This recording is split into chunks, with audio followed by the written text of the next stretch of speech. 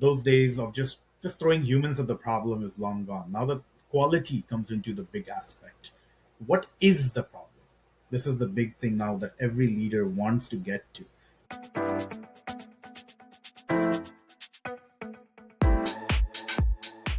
Hi, everyone. Welcome to another episode of the Customer Experience Show, where we talk to the people running customer experience at some of the world's most interesting companies. We dive into the real decisions, trade-offs, and lessons that only come from handling customer experience at scale. My name is Alex Marantellos. I'll be your host, and I'm the founder of Intrigue, the quality assurance and training platform for human and AI customer support teams. We've got a hot topic today. For years, companies have tried to push more customers towards self-service. Help centers, chatbots, and automated flows were all built around the idea that customers should be able to solve more on their own. Now, with AI, self-service is no longer just a help center article with AI answering questions, guiding customers through workflows, and sometimes resolving issues before a human ever gets involved. That brings us to the harder question, though. Where should AI stop? Today, I'm joined by Sam Tariq, Director of Support and Operations at MaintainX. Sam and his team have been pushing hard on AI and innovation during MaintainX's most exciting hypergrowth phase. Sam's personal experience implementing AI at scale brings great insights on this hot topic, and I'm excited to dive right in. Sam, welcome to the show. Thank you so much for having me, Alex. It's a great pleasure to be able to speak with you again. Amazing. Can you tell us a little bit about yourself, your role, and what MaintainX does to get us started? Sure. So I've been a working professional for approaching little around my 21st year. Right now, it's been a long career. I think what I've been very blessed with is I've worked in so many different segments and roles in general. You have support obviously, which is the foundation of I think every great stuff. I've been a business analyst, AM, TAM, a QA person, a person who's done Scrum Master work, release manager work, and a lot of things in between. Right now, career is focused more around MaintainX. MaintainX is a CMMS industry leader, which is a computer mechanized maintenance system. Uh, in a very simple nutshell, really, we provide enterprise asset management software solutions that keep our frontline blue collar workers safe. Um, that's maybe a simple catch line to keep there. And behind the scenes, digging further to run a support team that has over 15,000 plus customers. Uh, it's a matter of thinking ahead, figuring out how the right tools can be put into place, and growing organically from there. I've been about 2 years now, a little over 2 years with MaintainX, and it has been quite the transformation seeing how the future of support will work versus how things used to happen decades ago. That's great. Thank you very much. You guys have achieved great scale. You handle great volumes. I remember when we started talking about a year ago, you've been a very ambitious team and a leader, and you've moved really fast into giving your teams the best tools that you could and modernizing your team and making sure that you always provide the best experience to your customers. So I would love to know, just walk us through your org today versus 2 years ago. What does the shape actually look like in terms of role structures? What has changed? I'd love to hear more about it. Sure. So if we stick with a simple tagline first, and then go dive deeper in, right? 2 years ago, the org was built around just answering tickets. That's what the traditional thing is all about. Use staff based on the volume of tickets that keep growing. Today, the idea is built around reducing that unnecessary noise. How do we reduce the tickets? How do we resolve the harder ones faster? And how do you tune your product better so that these issues do not become a recurring problem? Those, I would say, are the three big themes. If we go one level further, 2 years ago, before MaintainX, whenever I worked at any other company, the focus always was, okay, how many tickets are we getting on a monthly basis? Then look at it at a quarterly and an annual version. Do an extrapolation, usually a times 2x or 3x if the company feels it's going to be making good sales and we're going to make good headway. And then you start looking at your staffing models. Now the game has changed significantly with AI. Those days of just throwing humans at the problem is long gone. Now the quality comes into the big aspect. What is the problem? This is the big thing now that every leader wants to get to. Why do we have so much volume? Obviously, there has to be a trend. Let's say you are a new customer you likely have very common questions. So why don't we eliminate those at the first start of the bucket? Then you start looking at your customers. Do all of them have a general setup? Do you have one setup? Do you have multi setup? Do you have like a bespoke approach of how things will be? And that will drive how you sort of like staff your next little pieces over. So if we take MaintainX today as an example, the goal is to identify trends week over week and month over month. What is the customer asking about? What is the real blocker? Can any of this be more generalized, answered by AI quickly? And then anything that goes counter to these, that's where the humans come in. And how can the human sort of do things better? Your traditional model still stays CS, TS, maybe a manager, team lead, and most of that hasn't changed yet. But now with AI, you're looking at how are you solving these big cases? How quickly are you able to get it? And hopefully at the source kill it so that product never has to have these issues again. Thank you. What I hear is that you're a big systems thinker, and this is some of the biggest challenges I see among many CX leaders, especially having a lot of years of experience. We're used to be doing things in a certain way. We've become good at doing things in a certain way, and those things have been working very, very well. But then suddenly you have a fundamental change like AI or a new technology, and then we need to rethink everything. And sometimes it's hard for people to let go of old practices and something that really worked well. So I'm very curious and following what you said, when you started rebuilding your organization around AI, what were some of the biggest assumptions from your old playbook that you had to throw out? So the biggest story was, when a ticket is spiking, ask what more do I need to do? Like, why is the ticket spiking? How many people do I need to throw at it? Why was this a ticket in the first place? That's maybe the biggest shift in mindset from a decade or even half a decade. Now the focus always is when I'm hiring someone, there are two aspects to the coin. First coin is hiring. You want to get the right individuals who are developing experience, who are curious about AI, who know how they can take things further. The other side of the coin is how can we have the knowledge end to end? This is the key. Like again, I have to stress on the fact end to end.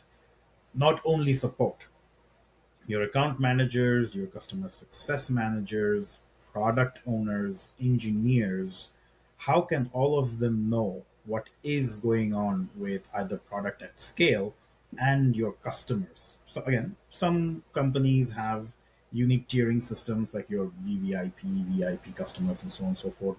So you need to know what caused problems for the customers right at the first user scale, and then you scale from there. So I think that is the key aspect for me. The playbook is, whoa, there's a problem. Okay, how much volume am I getting? Am I going to throw people at it? Now the thing is, why did this happen?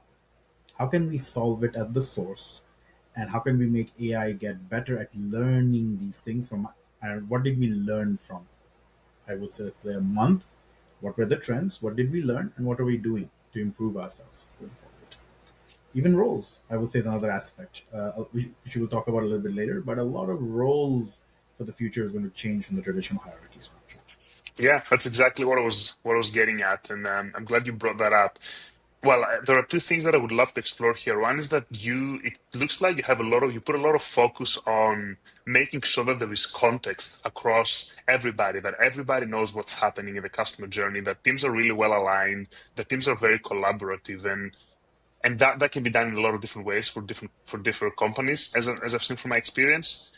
But also to your point about roles evolving, when roles change and when dynamics change within teams, that introduces new challenges for those people to have to work together.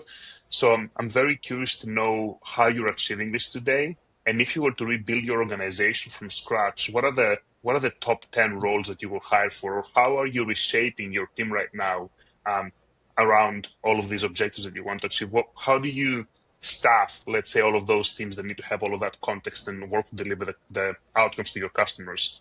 Sure. So there are two pieces to the question that you asked, right? So first is, let's say we have the team. You're in, depending on what type of organization you are, you'll have different staffing models. A seed to a Series A company will have, it's more of a family life is like your first salesperson, first support person, first founding engineer. Very different life than when you maybe you're Series D. You've grown, lots more people, lots more process heavy. Security data is far, very, very, very important, even more than maybe the earlier days. The challenge as you grow is who you have staffed. You have to know is you need to have a mix of people. Yes, you'll have some people who will be resistant to change. That is the hardest problem to crack sometimes. So, what I like to do is I like to have a mix of individuals. Someone who is maybe young, hungry, wants to learn, wants to make change. And then you have those veterans too. And the intermingling of both is where the success, I would say, subset pops in. The veterans will hopefully take from the youngsters' energy and learn because then they're growing. And then the youngsters is getting the experience and guidance. There are a lot of soft skills that, you know, you can't always learn. You can go to any type of courses, classes, but every piece is aimed at a certain type of experience. So the veterans can teach the youngsters around, hey, this is our industry. This is our product and software. And that is what support is truly the strongest piece about. So a mix of those experiences. As a leader, my job is to try and make sure that people are open to change. Not everyone is. People who are not open to change will find the next decade very hard. Being very, very honest, you'll find things going very hard. So that is the open-mindedness both sides of the coin needs to have. Now, if we start talking about the second part of your question, let's say we are starting a business from scratch, support team from scratch. What would be the new type of roles now that you need to staff for? You obviously will have a support leader. That you always need one. Something that is a little bit beyond middle management, forward thinking, who can sort of plan everything out like the architect, right? You have two very strong people who know the product. These are the type of people who need to have deep API expertise, integrations knowledge, maybe understands what SSO is. You need to have understanding of these things. How do you ask customers the right question? How do you dive in? So these are your technical experts who you will hopefully be your future seniors, maybe team leads. These are going to be your main people you're looking for growth in the future. You might have a slightly intermediate person, a technical specialist. I think a lot of companies just bucket things into juniors, people who are just starting out, seniors, team lead, manager. But you forget there is an intermediate core there. People who have learned the product or are still learning. There is more to do, but they are not that far off from the veterans. This group is very important in my opinion because this is from where you will spawn a CX person, which is now very key. The CX person's job is to keep on top of the knowledge base, make sure that common recurrence and themes that is happening in your different tiers. Someone needs to keep tap of those things. You need to obviously have an AI owner now. That's the future. A person who understands either if you're introducing a lot of different AI tools, how do they work? What is the AI's function in it? You also need to definitely have a QA, someone who has that QA experience and brain to understand. Oh, this person is making all the knowledge. Here are the groups of people who are solving it. You are the AI person. Here's where I'm seeing the common tropes and problems still repeating. Or, hey, support leader, what are the best, I would say, standards? What is your golden standard? You want to be repeatable. That's why a QA person or QA software plays the biggest role going forward. One customer success or an adoption lead. This is pretty much a CSM. CSM is a very important role nowadays. I feel CSM is the other side of a support coin. Support is generally a little bit more on demand reactive, and the CSM is the proactive arm whose job is to be like looking at, okay, where are the blockers? How can we stop things? How can we get sticky? How can we make adoption better? You could build a escalation pod liaison. Usually, it'll be one of those technical people who will become that, whose job is to go to product, go to engineering, and explain things at their level. Some engineering only talk in code; they won't fully understand the customer's pain points. So VOC, voice of customer, being the more common aspect. So someone who's able to think technical problems, lay it out in simple layman terms, but you need to have a good analytical brain so that you can explain to developers why this is bad. Developers shouldn't just go, oh, it's so easy, you just import 1000 CSV lines. Well, my job at that stage would be, okay, I know you say 1000 CSV lines is easy, but imagine in your day to day, if I have to all of a sudden keep doing 1000 CSV lines every few hours, they're not productively using our tool. And the last will be maybe the CX role. I would like to have one person split into that CX role further and focus only on analytics. You're only good as the analytics that you get back, because that is the key to learn and keep evolving.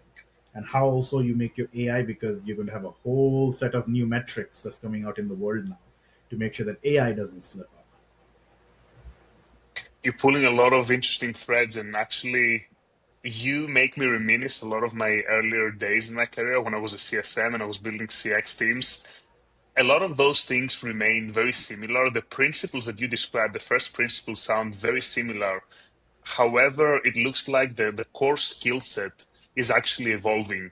And maybe what a role used to do still maintains what they did, but now they're expected to do a bit more. For example, the context preservation, maintaining the knowledge base, all of these things have existed in the past, but now under a different lens. Because I might be leading to the next question with this, but now you have AI consuming from all of that. And I'd be curious. It sounds like you're already building those roles in your team. It sounds like you're in the process of structuring that. How does that affect how your people feel around it, the titles they have, the actual work that they do? How do people react to that, and what stage of that process are you? Is it fully already built out, or are you in the process of doing this? We are still in the process of doing this. Our team is not that big yet, where we can just make each of these roles. If you imagine, when you make each of these roles, their function completely changes. Which means for me as a leader, that person is now gone from looking after the general caseloads and the queues and stuff. And this is a reality that I will have to keep in mind. Do I do a backfill? Can someone else step into their shoes or not? So we are still in the very early stages of slowly seeding these roles from the existing group of people. To go to your first question, the ability to figure out how do you get into these roles is, I think, the exciting part. Traditional mindset in support always is, oh, I'll just get into the support of the company. I'll spend a few years. The average, I think, if I remember correctly, years ago I saw from a study, is like 2 to 2.5 years is what a person spends in support, and then is a stepping stone for other roles. But I think now we are coming to a point where people take support in CX as a very serious, full on career growth, because you now have these specialty roles. You have more things to aspire to than just be like, okay, I've spent my 2.5 years in support. I don't want to do tickets anymore. I'm tired of running the CSM book playbook and book of businesses that I have. I want to do something different. Okay, first question for your career: are you focused on more technical growth, or are you focused on sort of more thinking? More thinking means, yes, you would like to likely go to a CSM, maybe AM, sales solutions consultant, sales, some choices. More technical would technically be a product owner, QA owner, or developer, which is a harder space to go to for support. But then, what are the foundations? How do you build a foundation as a leader? For me, the biggest compliment I get as a leader is when someone from my team successfully transitions to another role in another team and still produces the same level of output they were doing when they were in support. And these other roles we talked about are those building blocks now. You have someone who will be focused on analytics. You'll have someone who's focused on AI's growth and AI maintenance. You have someone who's focused on KB. You have someone focused on more of the technical voice of customer style explanation. So these four roles are going to be the future, where support is not just a cost center. People come in a few years and they're gone. It's a full on career development option. I love that, because also the customer support industry has always struggled with attrition rates. And as you said, people want to progress in their careers. And especially now with AI that is taking the vast majority of maybe L1 type of responses, and people need to be more strategic and building systems instead of just answering questions. It's a fundamental change. So I would love to hear from you how that is affecting your organization, because eliminating L1 and having really great AI taking care of L1 case is one thing.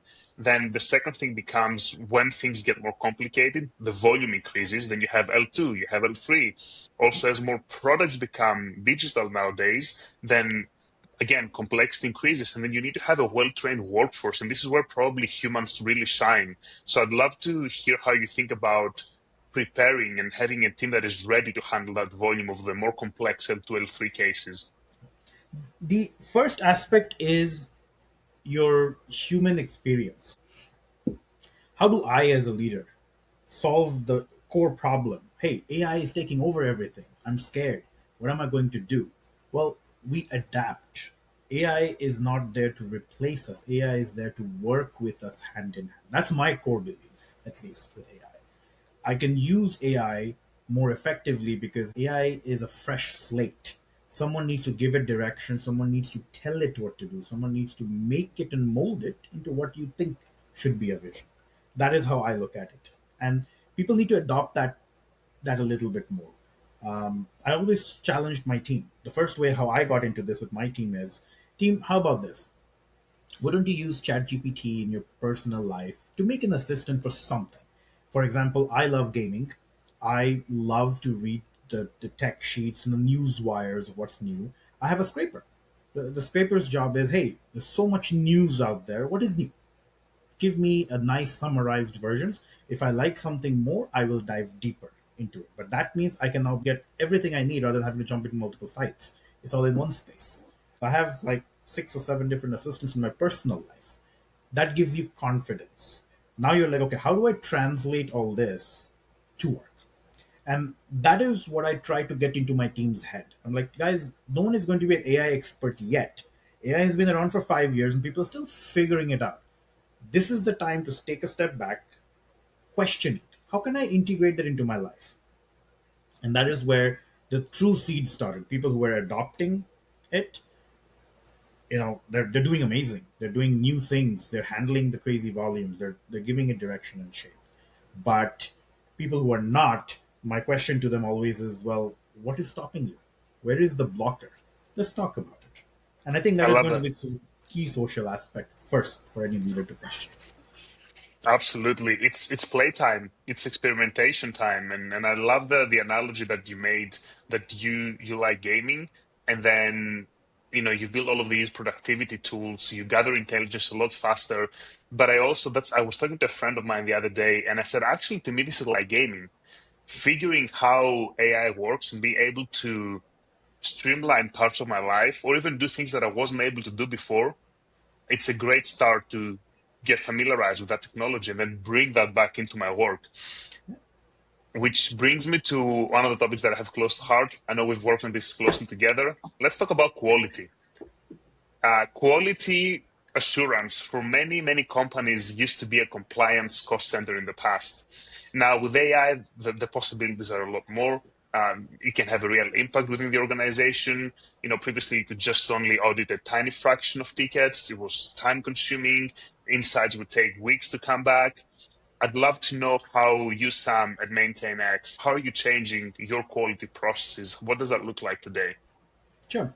So before Intric came in, my days where every week I would have my AI agent get me a random sampling of cases because obviously all the systems need to talk to each other, which is another challenge. And of those random samplings, it would take everything to Google Sheets, and then I'm basically sitting there scoring on my little rubric cube. And obviously, I had, I think, like an additional 45 odd hours spread throughout the week. Plus, I'm using my weekends to do that. You can imagine that it's a random pick, so it might not be picking all the bad cases, or maybe it is picking all the bad cases, not the good cases.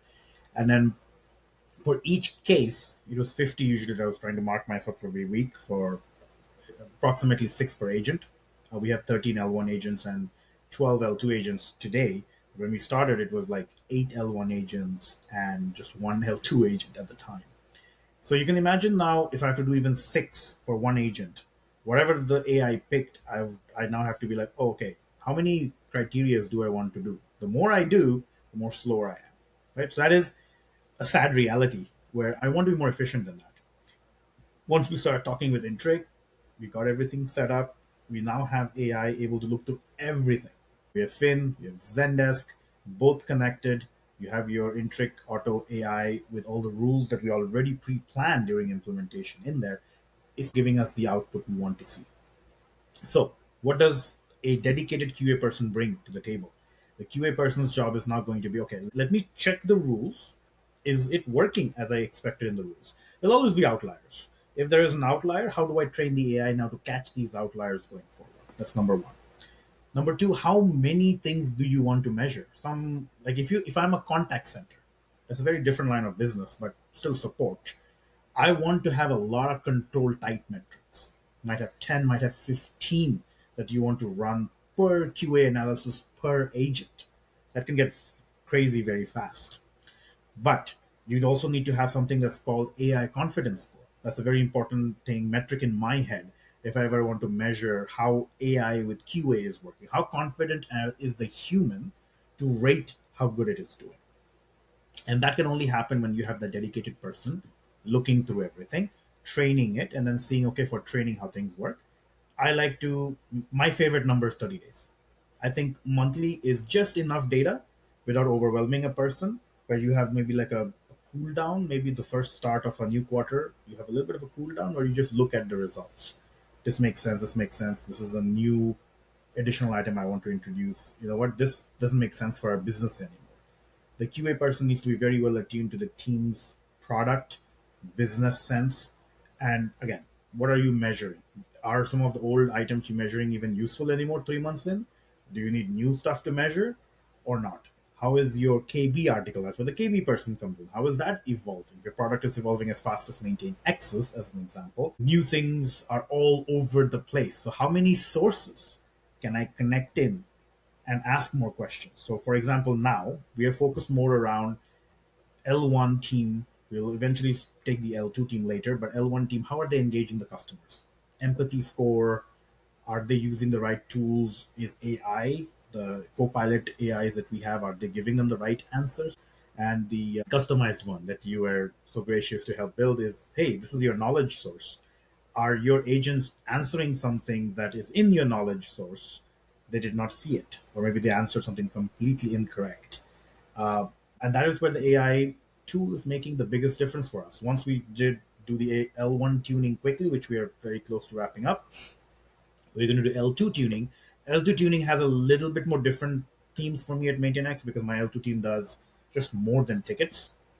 They are focused on a lot of different projects, some internal, some a little bit more external facing. So there's a different way to capture where their time is going, what is it going towards, and if this is my expectation, are you following that standard expectation or not? But I'm sure we'll get there as well soon.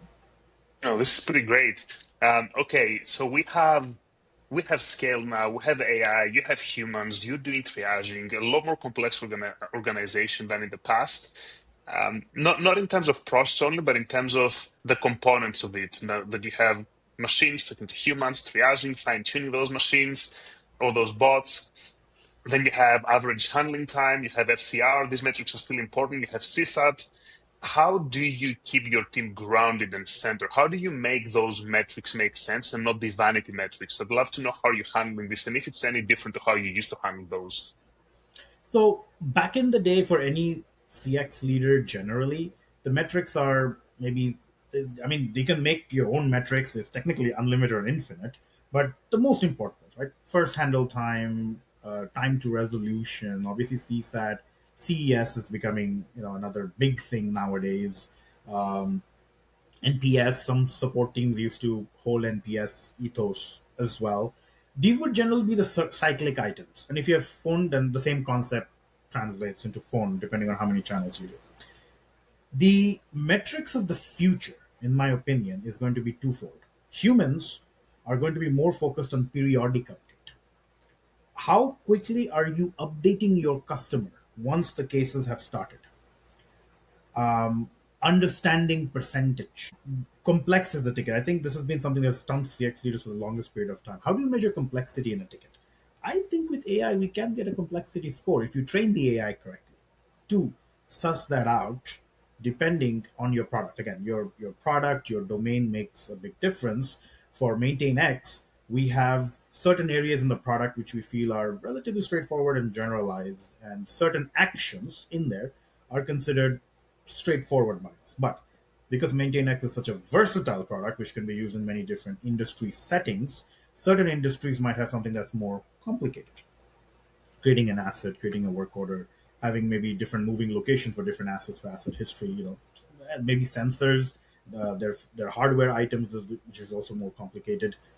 How, if we train AI and we capture the complexity, then we want to see how long is it taking my agent to answer the customer as the case is going on. That's definitely maybe the true metric of the future. Time to resolution continues to be maybe something that still holds value, but that has to be branched off. Time to resolution on active tickets to me means what is your active ticket that humans plus AI is working on, and time to resolution for bugs, which is a bit of a cycle, and PFRs, product feature requests, as well, because these are the buckets successful future SaaS companies have to think about. These are the three veins, basically, more or less to say. Now, last bucket. AI is not a magic bullet. It needs guidance. Think of someone who's in pottery. You're molding, you're crafting something like an art. You need to mold it. And when you mold it, you need metrics to prove to others that, you know what, this is amazing for me, but how will it be amazing for you? Here are my stats. AI deflection rate stat, AI first response stat. They're not bad things to check. AI self answer versus KB answer. You want your AI to be more open and more quick thinking, which just means you're going to agentic AI space, or do you want it to be more controlled and only work with your KB articles that you're doing? Gap analyzer percentage. What percentage is AI suggesting that there is gap in your KB? That's something worth diving into, which is something which I love about Intric. Intric actually helps surface that. So I think these are going to be the future spread. You need something to measure AI. How is it performing to hold it to a standard and make sure it's evolving? And then number two, the human aspects are going to shrink a little bit. I don't think you need to have 35 metrics. You can have three metrics and you still can be very effective. CSAT, there are detractors. There are people who like it because it's more of a very point in time thing. CES is a very simple question that says, well, how difficult was it for you to get your support? NPS is support can influence the product, which I believe so. My personal belief is NPS is a good metric, but again, it's one question, right? That still will be some sort of capture, but then how quickly did you understand the customer's problem, early understanding rate, and what is periodic updates? If a case has taken you 5 days, have you kept the customer up to date on where you are, what you have done, and what are the next steps? This is, I think, the biggest black space that AI should be able to help. If I'm a customer, if I come to Intric support as an example, and the case took 3 days to solve, I will know that, well, how quickly were you keeping me up to date? If one of your agents are like, hey, end of day one, we did XYZ research. Unfortunately, we are still not able to find everything, but these are my three threads. I'm going to talk with my engineering team further in day two, and I'll have an update for you. Day two goes by, agent remembers me, even if there are many cases, and they come back and say, hey, out of XYZ, thread X seems to be the problem. My engineering team now has a general idea. Here's what we need from you now. Now I'm re-engaged back in, but I know exactly what the agent has been doing. I feel value. I'm not like, okay, 4 days in the case. What the heck were you guys doing? You didn't fix my problem. And then when you say, yeah, yeah, we fixed it. What did you fix? There are some people who don't care. That's okay. But there are some people who do care because they want to learn. You have to know your audience. A lot of great nuggets in there, and I know we have an open case that sounds very similar. My eyes are on it as well. So, I appreciate the shout out to Intrigue. I wasn't going for that, but I'll take it. Also, what I'm hearing very important. Speed is important. Communication, setting expectations, really, really important in any customer communication. Let me go into maybe a different topic here. So we're talking about the metrics. I love how grounded you are, and I love to hear how you have evolved your metrics as well. You mentioned about NPS at some point. It sounded like you're looking into your customer support performance, but also you're looking into your product performance and how support can influence that. I did most of that, a lot of that throughout my career as a CSM, and it was something that I really loved. And recently I was presented with a new methodology as well. I'm going to share it here because hopefully this is helpful to somebody. But, startups are obsessed with product market fit, and it's really hard to figure out what product market fit is. Maybe it's not as big of a problem for a large organization like MaintainX. You guys, if I'm not mistaken, you're at 2.5 billion valuation right now. You recently raised your Series B, which is incredible. But PMF, product market fit, in my opinion, is relevant in every stage because it helps companies stay grounded. And an exercise that a mentor shared with me is a few simple questions that you ask some of your most important and most active customers. How disappointed would you be if we took that product away from you? What do you love about it, and what is there to improve? These are some very simple questions, but asking the right people and starting with figuring out if it's going to be any painful at all to lose that product will probably surface a lot of the issues these people might expect from that product, or they might be getting value from that product. I'm a systems thinker, right? So this is an interesting thread here where I'm dissecting. I'm pulling each of the piece out first to start thinking about it. It is not a straightforward thing to measure, like you said. A very important aspect will be in what area is a company in, like you said. That's very important. If you're in seed, Series A to even parts of Series B, your expectation is do the most with what you have. That's the general mantra in those spaces. So yes, you need to have someone who can be a voice of customer, who should be able to give you that constant feedback on what they are seeing from the customers. You need to have someone who's dedicated in product usage. That's how you build your product. You need to know who's using it, what parts of the product is getting the most usage. Then comes this aspect where, hey, you guys are our highest users of the product. We want to do targeted user interviews. User interviews will be good for your higher, like the like really top three, four, because then you're giving them that big experience. But that's a small percentage of your customers. What about the larger part? And that's where that little survey piece you were talking about helps. Simple survey. I see you've been using our system. We don't need you to rate us in Google, this and that. What would be one thing if we took away from you in your current usage, you would stop using my product? What would be one thing that would make your life and your day simple? Two very simple, diverging questions. I'm sure a better mind will be able to make it a little bit more simplified and sticky, but that's the higher level tier to ask. This feedback that you will get, you can normalize. That's the key. Normalizing means you now have your larger general pool of customers. That now, if I'm a product owner, I'll be like, this is what either monetizing, maybe it can help us get revenue, or you know what, this is a good quality of life feature we just want to give to everyone as an experience.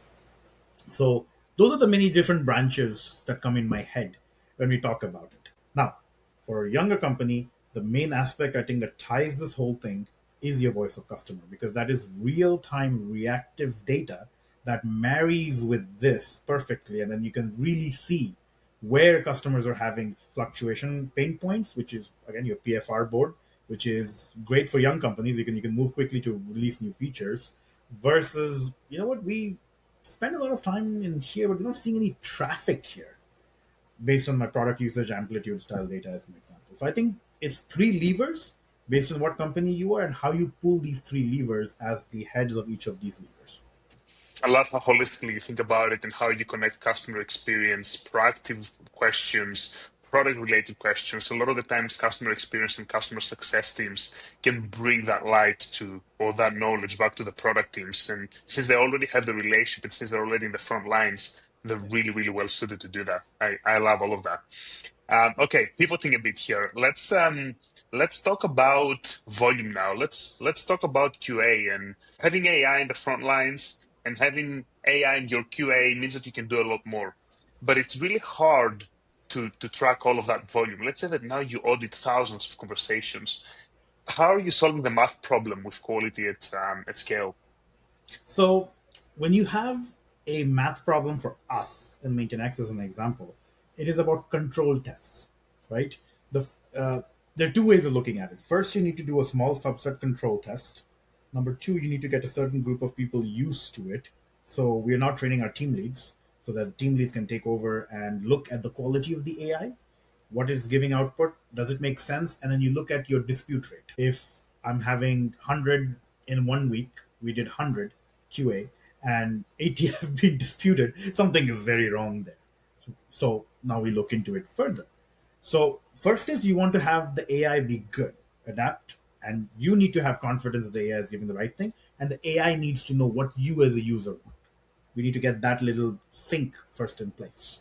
Next, introduce more people to it. Like for us, we're trying to get our team leads involved in this so that they'll play a central key role in marking things and helping with the disputes. And then number two, get your actual agents engaged. Explain to them what the QA score is, why the QA score is out there, and if they feel something is incorrect, raise your voice so that we can see for that. Now if you raise your voice correctly, we found a mistake, we correct it, we fix the AI, and then next time we will hopefully not have that. So that's sort of our approach to the problem. What I really like is that you see volume as a signal. You say, okay, volume should be working the way it does, but then if we see spikes in the wrong direction, that is a signal, not necessarily something to panic about. And then you actually use it to course correct. I think that's brilliant. A few more organizational questions. Who owns QA right now in your department? How has that evolved? Who is responsible for this? So the QA role is still evolving in my organization, but I'll explain my philosophy first, and then I'll go to answer your question. My philosophy is, when you're doing something new, you need to go to 0 to 1 first. Very simple. After a certain period of time, the one needs to become a 1 is to 1, which means now you have a backup. You have a secondary of that person who knows all the knowledge, who can load balance, who can learn, and who can do things. The ultimate goal is you need to go 1 is to many, where things are documented, things are cleanly explained and understood, and everyone can ideally chip in because it's quote unquote channel. That's my philosophy. Now, in that philosophy route, we currently are at 0 is to 1. Adrian, as you know, is my main person. He was the one who worked pretty much tirelessly with the Intric team, got everything set up, and is still doing a lot of hard work behind the scenes right now in calibration, right, for the L1 team. So he's my main champion. He's learning everything. If he has doubts, he comes to me as the ultimate overseer with questions. We now have an L2 manager. We have an L1 manager who brings their own experiences in here to try and get the right pieces to be looked after in the forms. And we now have team leads. Both the team leads are going to be the heavy power users along with the manager. So, in this ecosystem, long term, once Adrian becomes my expert, my expectation is I'll have another person attached to him in the 1 is to 1. Spread the knowledge with the long term vision being that we'll have one central person as a career, obviously, but then it's general enough that whoever we promote to quote unquote admin, maybe a seasoned veteran or something, should be able to just go in and understand it with documentation that we have, and then go from there. So it becomes a career path. Perfect. I love this. This goes back to the previous point that roles are evolving, and this technology actually allows people to evolve their careers as well. And yes, Adrian is a true QA champion and pro. Let's talk about coaching. You have a lot of data now, and your agents, since AI is handling the simpler cases, your agents now handle the harder and harder topics. How do you prepare them for that? What does coaching look like at MaintainX? How do you think about it as a leader? So that is the space we are now working on. It's still a rocky ride because our product also evolves at such a crazy pace. Within 3 days, you might just have something new. We're trying to work with AI first to connect all of our data sources. That's going to be the key first.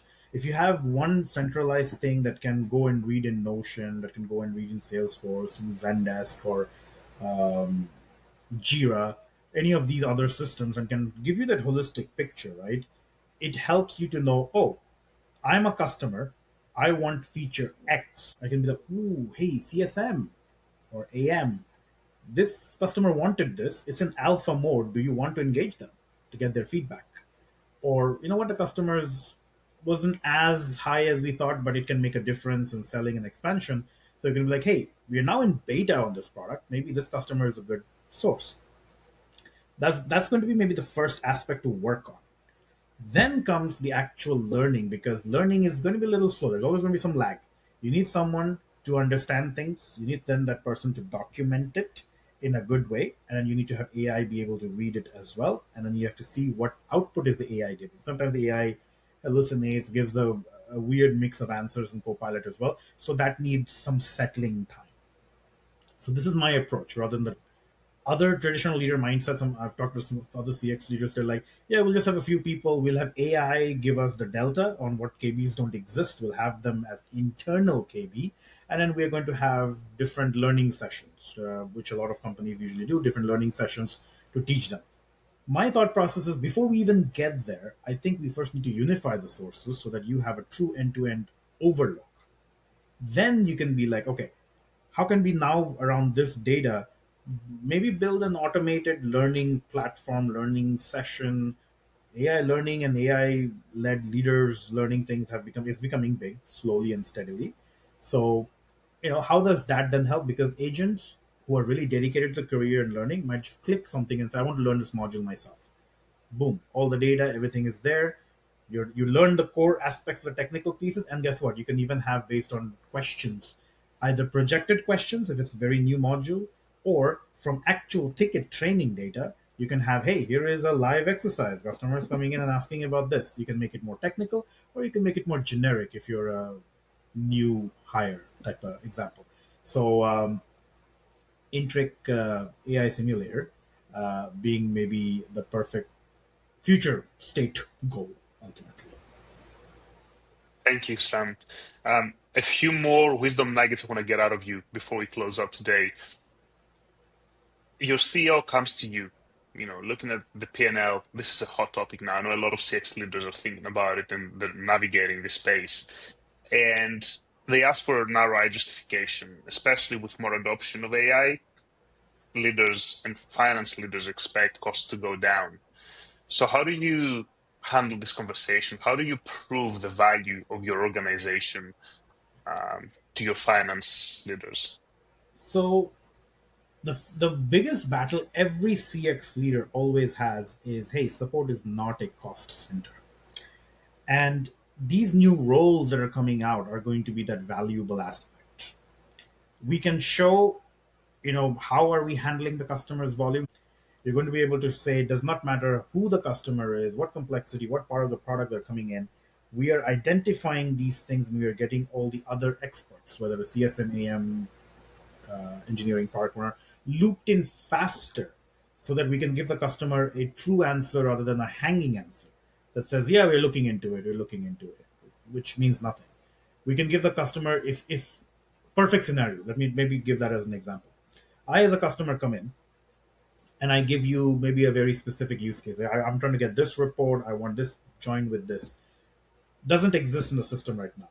But what would a traditional support agent do? Well, I don't think I can find a workaround or give you a complex workaround or just say, yeah, PFR, product feature request. It'll come out someday.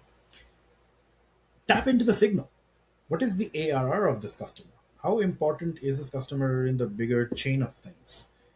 Did we get to the customer with a good answer? That, oh wow, this is a ARR customer. We have expansion potentials here. We can, a win here will be big. Off you go to the races, because you now have that type of data. You might be able to give the customer a better, honest, full-on answer. You can say, not in our product roadmap, because it's not a lot of people are asking it. Or you know what, we do see a signal here. You know what, we are going to try and make a commitment of quarter 1 27. Now, we also have to be honest with the customers that product roadmap commitments do not always be kept exactly as is. Things change. That's a reality of a software company. But at least you can give them a commitment and say, you know what, your AM or CSM will follow up with you in your MBR, QBR meetings, and so forth. That is where the value show is. How quickly are we able to address the customer's core concerns? What type of feedback are we giving, and how is that feedback helping change the product? If I was a CX leader, that is the map I would show my CEO and say, this is the value my team is bringing. It's not only AI. Again, AI is not a silver bullet that's just going to magically do everything. You do need humans around that AI to build it, make it good. And you know what? The humans are not going to just lose their job just because AI can do things that, right? We have all these other jobs that have now opened up that humans can do. I love it. And I love how you say that you need humans to essentially own the outcomes and become the architects of all of it. One last nugget that I'm going to get out of you, and this is the hot take from you. What is one thing about building CX orgs in the era of AI that you think the industry is getting wrong right now and nobody wants to talk about it? I think the hype of AI, I think, is the biggest problem. A lot of leaders, especially younger companies, they're like, well, just get rid of the support team. I don't need a support team. But your AI needs something to learn from. If you train your AI point blank from nothing, what if there's an escalation? A good software company has to keep customers if there's an escalation, need to respond to it. You don't have an escalation model. AI was like, this should be a workaround. Gives an incorrect answer. Customer gets pissed off, and you have no human anywhere in that loop. Imagine you call your telco company.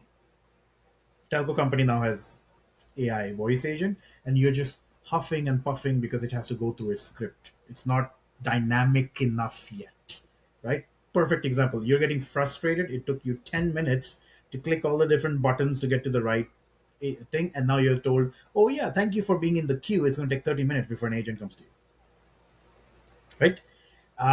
The way to go about it is a collaborative approach. Have your humans build pieces of the AI and then build a strategy around it. But that's not happening. A lot of people in the AI hype is either just going full on AI or is just ramming it in when maybe the AI use case doesn't make sense yet. But because AI is a buzzword, you're just like, I just need AI somewhere. Make a good business case. And this is the business analyst in me saying it. Make a good business case, a sound business case, and a sound use case. Why do I need it? What is the current problem and what will this solve? If you take that approach, it will be targeted. You will not have this friction of people being scared, oh my god, AI is going to take my job, what do I do? And AI rollout will be maybe even more successful because you will have barriers. You'll have V1. Things worked, things didn't work. What did we learn? A retrocession, V2, V3. And a rollout plan can be fast if you're a young organization, less people, will be slower if you're a big organization, but it's still, I think, the correct middleware approach where people are not scared of AI, like how they are nowadays. I love that. Being more grounded, and I do fully agree. I think there was too much hype. AI is great, it's a great tool, it's a great technology, it's going to change everything, but it has its applications. And I'm seeing a lot of companies now rolling back from, going really aggressive on it. It backfired, as you said. In my experience, I think the best companies have a very clean path that doesn't create friction, actually reduces friction. But then if you get stuck on the chatbot loop, then this is nothing that nobody ever wants to be in. That's not an That's experience correct. people want to be in. I mean, nowadays, if I had to break it down into how to think about it, the first thing is every tool nowadays has a copilot. First, tap into the copilot.